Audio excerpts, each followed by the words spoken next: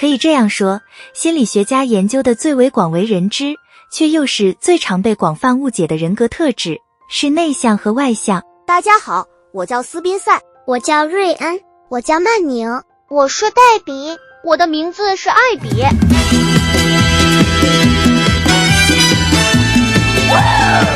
因此，在我们完全理解内向者约会意味着什么之前，首先要明确内向的定义。根据作家和内向专家苏珊·凯恩的说法，内向和外向是由他们对刺激的不同反应方式来定义的。外向的人对外界刺激有强烈渴望，这通常可以从社会交往中获得，而内向的人更喜欢内部刺激，比如思考、感觉、想象，完全沉浸在自己的世界里。仅从这个定义，就不难想象为什么一些内向的人在约会和追求浪漫关系时可能会遇到困难。话已至此，我们就来看看在和内向的人约会时可能会遇到的一些常见的挑战。结识新朋友。现在，虽然内向的人并不像大多数人错误认为的那样反社会，或更准确地说，不喜欢社交，但他们交新朋友仍会很难，这可能会让第一次约会变得棘手。内向的人可能渴望与他人有意义互动，不喜欢乏味闲聊，最初难以向他人敞开心扉，也会更难找到合适的伴侣，更难有效地交流欲望和需求。情感健康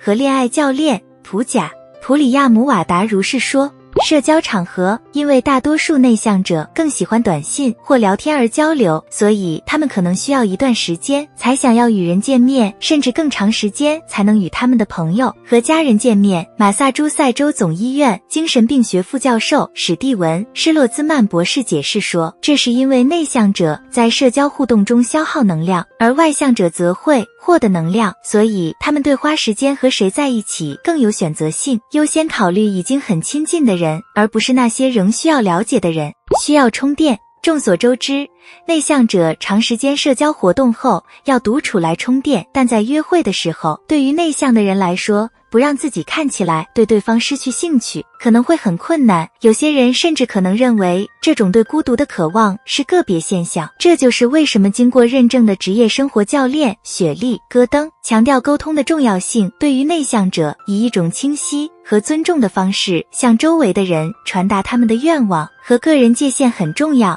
这并不是外向的压力。苏珊·凯恩在他《纽约时报》的畅销书《安静，无法停止说话的世界中：内向者的力量》中写道，社会对外向的理想性格有一种文化偏见，而且的确如此，很多内向的人觉得压力很大，他们要比实际情况更乐于助人，只是为了安抚别人，他们可能会做一些让他们感到不舒服的事，或者让他们的行为与其他人一致，因为他们不想因为内向而感到不爽。你总是这么安静吗？或者被告知他们在约会时很无聊，为什么不想去参加派对？内向的人心目中的美好时光是在一个安静的夜晚小睡，慢慢来，因为接近内向者前要时间热身。交际教练兼自助作家普雷斯顿尼说，在接近他们之前，大多数人在约会时都会想慢慢来。内向者倾向认真对待恋情，所以不会四处调情或玩弄感情，取而代之，他们想在承诺前真正了解对方，因为他们在寻找适合自己的人。当其他人可能不想要同样的东西，或者对约会有同样深思熟虑或有耐心的对待约会，可能是个挑战。处理拒绝。最后，但并非最不重要的是，内向者可能会在与约会有关的拒绝方面纠结。行为经济学家